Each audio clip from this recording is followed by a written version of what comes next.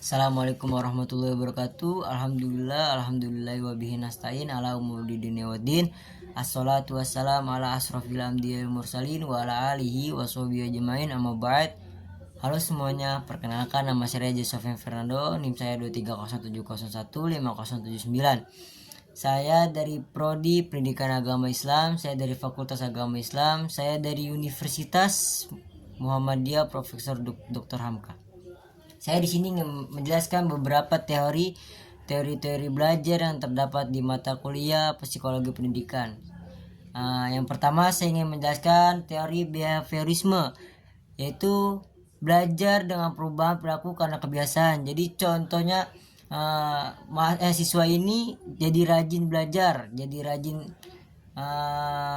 rajin mengerjakan tugas karena dia mendapatkan pujian atau bisa dibilang dengan reward, dan siswa ini menjadi takut jika tidak mengerjakan tugas karena apa? Karena guru itu memberikan punishment atau hukuman. Dan yang kedua ada teori kognitivisme. Teori ini belajar menggunakan proses berpikir, contohnya menyerap, mengolah, dan mengerti apa yang dijelaskan guru tersebut. Jadi guru ini menggunakan peta konsep yang membuat siswa menjadi menarik, yang menjadi tertarik untuk belajar dan tidak boring lah menurut dia.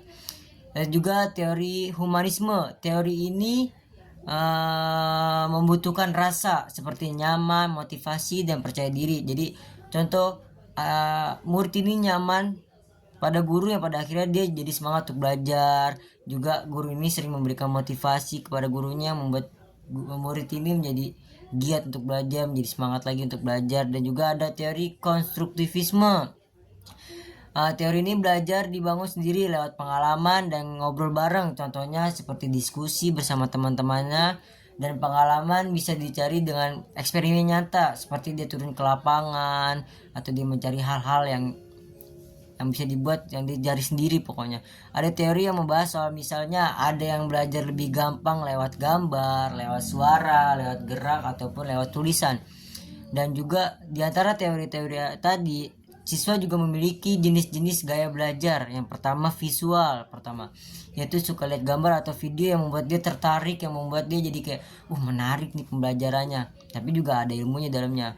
Dan yang kedua ada auditory, itu lebih paham atau kalau mendengarkan, jadi dia lebih suka mendengarkan ketimbang melihat, ketimbang praktek langsung. Dan juga ada kinestetik, suka belajar sambil praktek langsung, jadi dia seperti tadi pengalaman atau seperti turun ke lapangan langsung intinya. Ada juga membaca atau menulis, senang belajar dari teks atau catatan, dia senang membaca contohnya muridnya.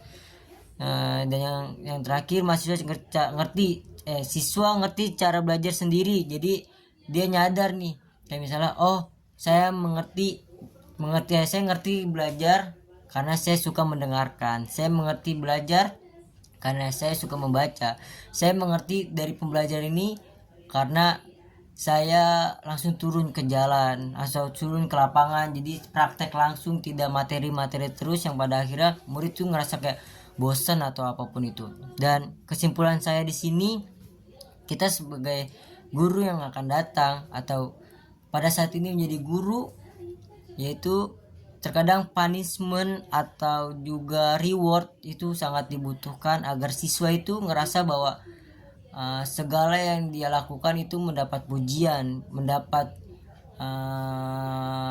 dilihat oleh gurunya, atau punishment itu dia ngerasa takut dan jadi pada akhirnya dia mengerjakan gitu. Jadi siswa ini harus mendapat kenyamanan antara siswa dan guru. Nyamannya ini ketika dia ngerasa pas guru ini datang dia langsung kayak wah guru ini saya suka nih, tapi suka dalam hal dia senang dalam pengucapannya, entah dia guru ini sering ngasih motivasi atau apapun itu bentuknya membuat murid ini senang kepada gurunya.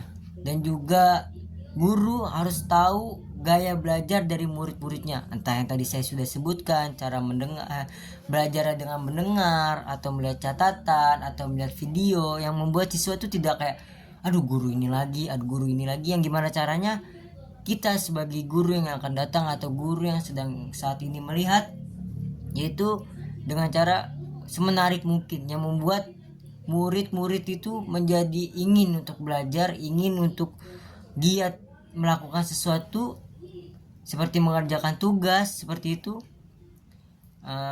Dan kita harus sering memberikan reward atau pujian kepada murid tersebut. Mungkin cukup sekian dari saya, kurang lebihnya mohon maaf, atau kadang suka belibet omongan saya mohon maaf, kurang lebihnya mohon maaf.